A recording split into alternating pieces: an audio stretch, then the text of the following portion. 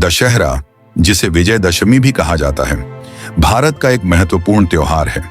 यह न केवल रावण के संहार की कथा को दर्शाता है, बल्कि बुराई पर अच्छाई की विजय का प्रतीक भी है। इस दिन हर जगह रावण के पुतले जलाए जाते हैं और लोग बुराई को समाप्त करने का संदेश फैलाते हैं।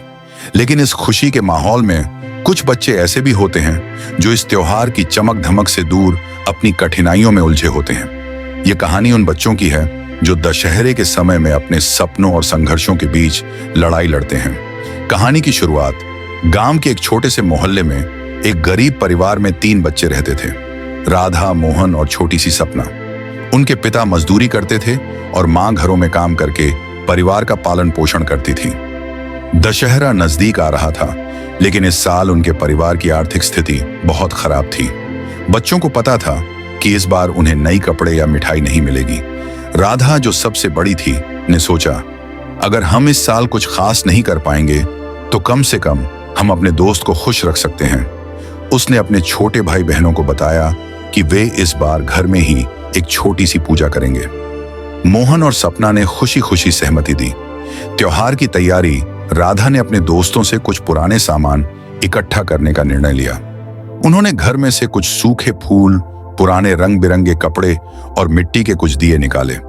मोहल्ले के अन्य बच्चों ने भी मदद की। सबने मिलकर एक सुंदर रावण का पुतला बनाया।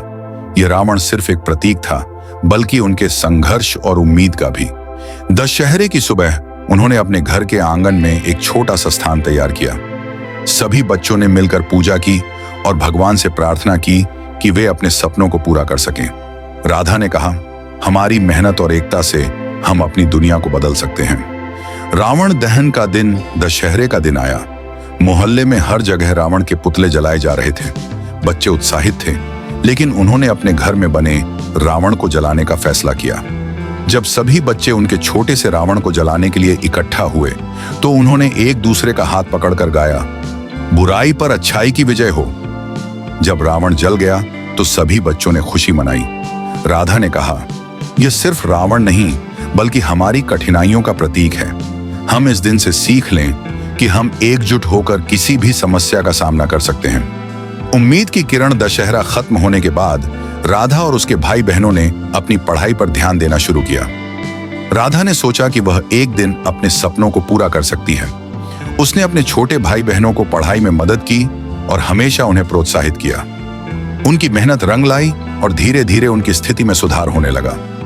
गांव के कुछ लोग उनके जज्बे को देखकर उनकी मदद करने लगे। राधा ने हमेशा यही कहा, हमारी मेहनत और ईमानदारी हमें कभी निराश नहीं करेगी। निष्कर्ष, दशहरा केवल रावण के पुतले जलाने का दिन नहीं है, बल्कि यह एक सीख है कि हमें अपने अंदर की बुराइयों को जलाना है। राधा, मोहन और सपना ने यह साबित कर दिया कि कठिनाइयां चाहे कितनी भी बड़ी हों, अगर हमारे पास उम्मीद, मेहनत और एकता है, तो हम हर चुनौती का सामना कर सकते हैं।